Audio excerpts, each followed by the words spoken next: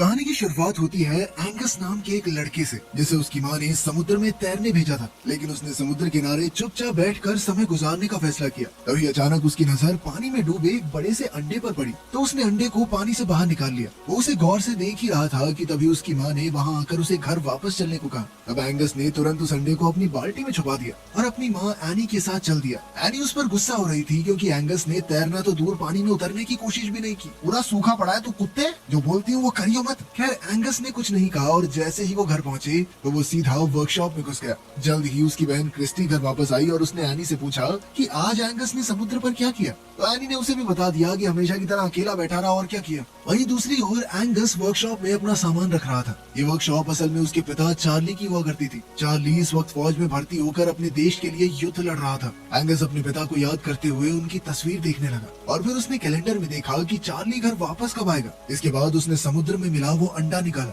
और उसे धोकर उसकी ऊपरी परत उतार दी। उसमें से चमकदार नीला रंग देखकर उसे काफी हैरानी हुई। इससे पहले कि वो अंडा टूटता, एनी ने उसे आवाज देकर बुला लिया, तो उसे अंडे को वहीं छोड़कर घर की ओर भागना पड़ा। उस रात अचानक जोरदार बारिश होने लगी, तो एंगस डर गया कि शायद वो अंडा वर्कशॉप में सुरक्षित नहीं है। वो तुरंत बारिश में भागता हुआ वर्कशॉप में जा पहुंचा, लेकिन अंडा तो पहले ही टूट चुका था। उसने आसपास देखा कि अंडे में से क्या निकला, तो उसे एक अजीबोगरीब जानवर दिखाई दिया। उसने जानवर के करीब जाकर उसे छूने की कोशिश की, तो जानवर उसे काटने को आया। तब एंगस को एहसास हुआ कि शायद इसे भूख लगी है। अब वो फटाफट उसके लिए कुछ खाने को लेने गया, जिसके बाद वो जानवर थोड़ा शांत हुआ। अब एंगस उसे प्यार से खाना खिला रहा था, तो एनी ने एक बार फिर उसे आवाज देना शुरू कर दिया, जिसके बाद बेचारे एंगस को ना चाहते हुए भी वापस जाकर सोना पड़ा। फिर अगली सुबह एंगस की आंख खुली तो उसने देखा कि फौजियों की एक टोली उनके घर आ पहुंची थी। वो एनी और क्रिस्टी के साथ उनसे मिलने गया, तो उनकी मुलाकात कैप्टन हैमिल्टन से हुई। हैमिल्टन ने कहा कि खबरों के मुताबिक दुश्मन फौजी समुद्र के रास्ते देश में घुसपैठ करने की कोशिश कर सकते हैं,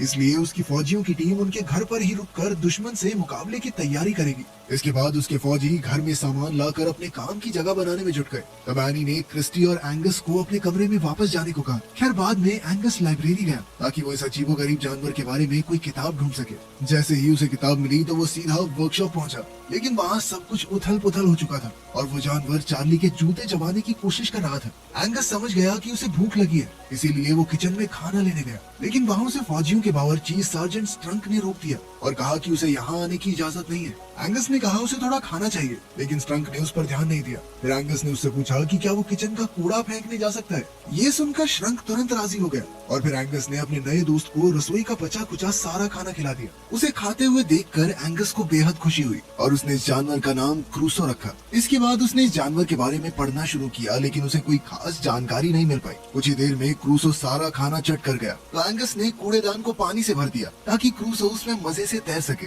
वहीं दूसरी ओर हैमिल्टन अपने आदमियों को दुश्मनों के हमले के लिए तैयार कर रहा था। वो चाहता था कि वो हर पल हमले का सामना करने के लिए तैयार रहे। उधर एंगस क्रूसो को वर्कशॉप में अकेला छोड़कर वापस आ गया ताकि एनी को उस पर शक न हो जाए। लेकिन बाद में हम देखते हैं कि लुइस नाम का एक आदमी शहर में आया। फिर वो एनी से मिलने पहुंचा जो उस वक्त वर्कशॉप में थी। उसने कहा कि वो इस वर्कशॉप में काम करना चाहता है। उस आदमी के काम मांगने पर एनी ने कहा कि उसे सारी वर्कशॉप साफ करनी होगी, तो लुइस तुरंत काम में जुट गया। इस दौरान उसने वो कूड़ादान भी वर्कशॉप से बाहर निकाल दिया जिसमें एंगस ने क्रूसो को छिपाया था। एंगस ने जैसे ही ये देखा तो वो तुरंत लुइस को रोकने के लिए दौड़ा, लेकिन क्रूसो तो वहाँ था ही नहीं। तब एंगस ने लुइस से पूछा कि वो है कौन और वर्कशॉप में क्या कर रहा है। एंगस ने कहा कि ये उसके पिता की वर्कशॉप है और वो युद्ध से जल्द ही वापस लौटने वाले हैं। इस पर लुइस ने कहा कि देख भाई, तेरा बाप वापस लौट के जो चाहे वो कर सकता है, लेकिन जब तक वो वापस नहीं आते तब तक वो ही इस वर्कशॉप का मालिक है। ये सुनकर एंगस वहाँ से बाहर आ गया और क्रूसो को ढूंढने लगा। अब देखते हैं कि क्रूसो एंगस के घर में घुस आया था और उसे देखते ही स्ट्रंक का कुत्ता चर्चिल उसके पीछे दौड़ने लगा।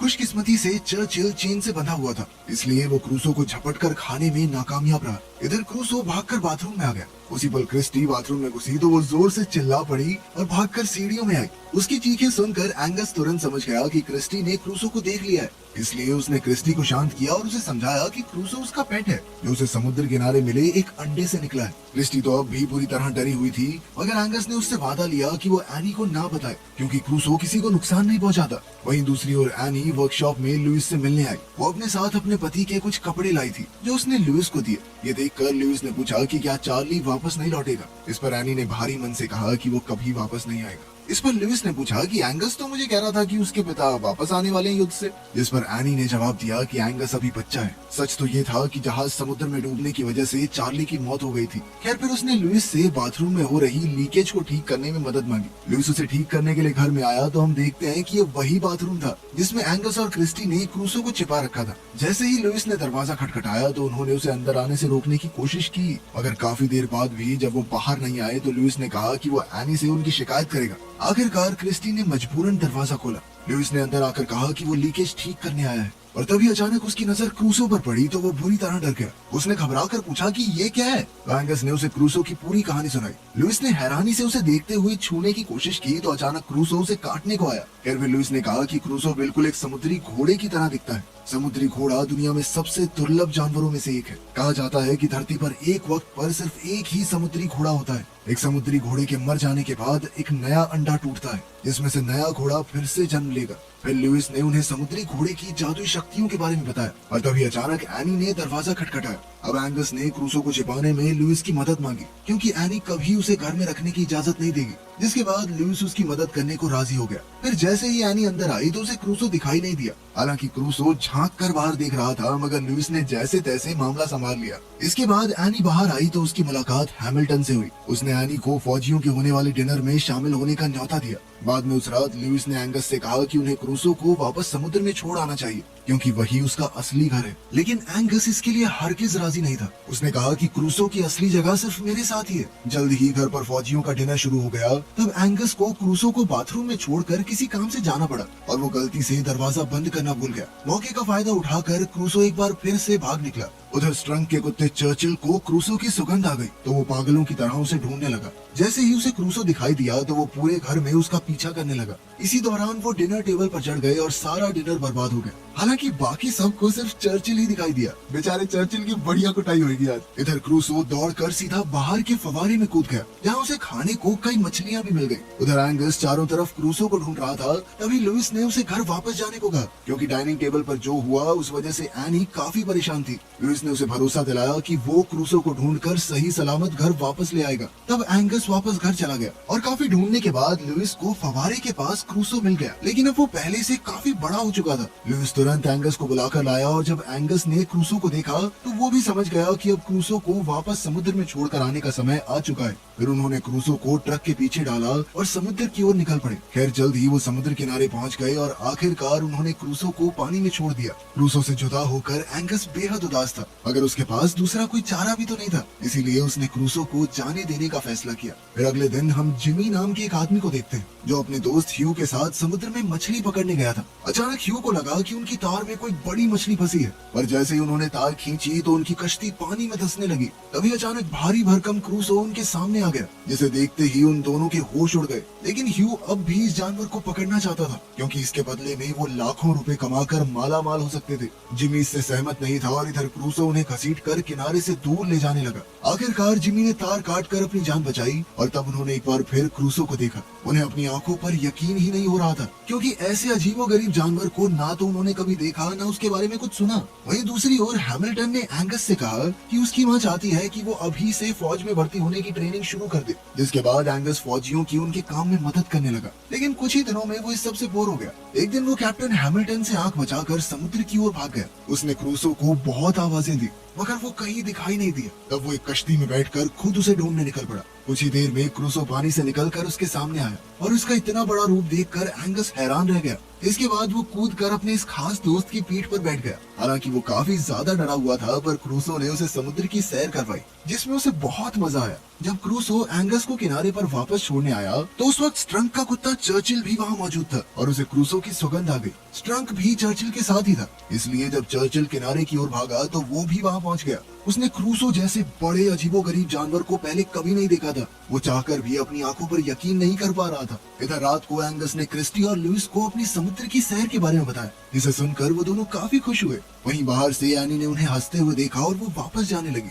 तभी लुइस ने उसे देख लिया और वो भी उसके पीछे गया। तब एनी ने लुइस का शुक्रिया अदा किया क्योंकि आज उसकी वजह से उसने अपने बच्चों को इतने समय बाद खुलकर हंसते हुए देखा। इस पर लुइस ने हंसकर उसकी बात को टाल दिया। वहीं दूसरी ओर हम देखते हैं कि जिमी ने जॉक नाम के एक रिपोर्टर को समुद्र में मिले उस अजीबोगरीब जानवर के बारे में बताया। इसके बारे में सुनकर जॉक ने सोचा कि इसके जरिए वो शहर में इन्वेस्टर्स को ला सकता है क्योंकि टूरिस्ट को ऐसे अनोखे जानवर देखने में दिलचस्पी होगी। मगर ह्यू ने कहा कि शहर जैसा है वैसा ही ठीक है, लेकिन जॉक का कहना था कि अगर समुद्र में कोई खतरनाक जानवर है तो आम लोगों को इसके बारे में पता होना चाहिए, उनको जानने का पूरा हक है। उधर अगले दिन हैमिल्टन एनी और उसके बच्चों को एक पहाड़ी की चोटी पर लेकर आया ताकि वो उन्हें अपनी फौज की तैयारी दिखा सके। वो उन्हें दुश्मनों के खिलाफ इस्तेमाल होने वाले हथियारों का नमूना दिखाना चाहता था। अब कैप्टन ने अपने आदमियों को पानी में छुपे दुश्मनों पर हमला करने का नमूना पेश करने को कहा। ये सुनकर एंगस को एहसास हुआ कि इससे क्रूसो की जान को खतरा हो सकता है, इसलिए उसने एनी से मिन्नतें की ताकि वो फौजियों को रोक सके।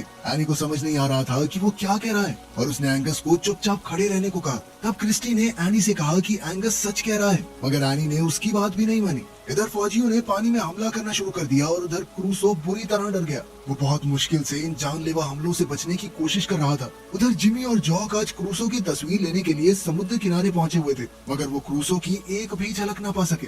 तब उन्होंने क्रूसो का नकली पुतला बनाकर तस्वीर खींच ली और अगले दिन के अखबार में भी छाप दी। कुछ दिन बाद जब श्रंक ने अखबार पढ़ा तो उसे याद आया कि वो वही भयानक जानवर है जिसे उसने समुद्र किनारे देखा था। तब श्रंक और बाकी कुछ फौजियों ने मिलकर क्रूसो को ढूंढ निकालने का फैसला किया। उस रात क्रिस्टी एंगस के कमरे में गई और फिर वो दोनों लुइस के साथ घर से भाग निकले ताकि वो देख सकें कि क्रूसो सही सलामत तो है। जैसे ही वो समुद्र किनारे पहुंचे तो एंगस ने क्रूसो को आवाज दी। पहले तो क्रूसो बाहर नहीं आया, मगर जब वो आया तो जंगली और बेकाबू सा हो चुका था। उसने एंगस को भी नहीं पहचाना और उसे खाने की कोशिश की।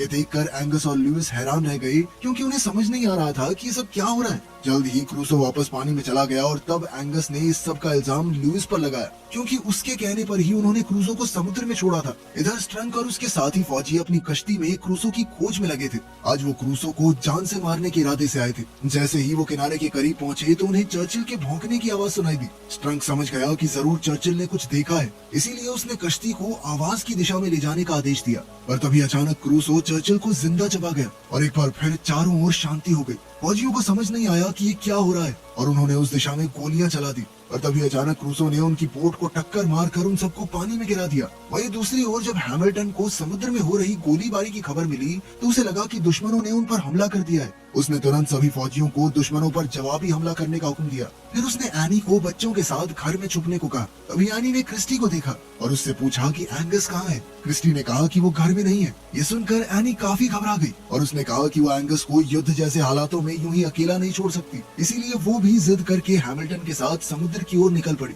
हैमिल्टन ने उसे समझाने की काफी कोशिश की मगर एनी मानने को राजी ही नहीं थी, इसीलिए उसे एनी को अपने साथ ले जाना पड़ा। उधर समुद्र में क्रूसो एकदम बेकाबू हो चुका था और उसने स्ट्रंक को अपने मुंह में पकड़कर उठा लिया। तभी एंगस ऐन वक्त पर वहां पहुंचा और उसने क्रूसो को रोकने की कोशिश की, लेकिन क्रूसो ने उसकी एक ना सुनी। अब एंगस उसके करीब जाने के लिए पानी में उतर गया और अचानक उसका पैर फिसल गया और वो डूबने लगा। ये देखते ही क्रूसो ने स्ट्रंक को छोड़ दिया और एंगस की जान बचाने आ गया। वो तुरंत एंगस को किनारे तक ले आया मगर अब एंगस बेहोश हो चुका था। लुइस और क्रूसो ने उसे होश में लाने की बहुत कोशिश की मगर उसके शरीर में कोई हलचल नहीं थी। खैर उन्होंने हिम्मत नहीं हारी और आखिरकार एंगस को होश आ ही गया। अब वो क्रूसो को पहले जैसा देखकर बेहद खुश था। उधर कैप्टन हैमिल्टन को खबर मिली कि उन्हें दुश्मनों की कश्तियों का कोई सुराग नहीं मिला, पर फिर भी उसने फौजियों को पानी में हमला करते रहने को कहा। जल्द ही वो भी समुद्र किनारे पहुंच गया, पर उसी समय क्रूसो फिर से पानी में छुप गया। एनी दौड़कर अपने बेटे एंगस के पास गई और वो उसे सही सलामत देखकर बहुत खुश थी। एंगस ने उसे क्रूसो के बारे में सब कुछ समझाने की कोशिश की,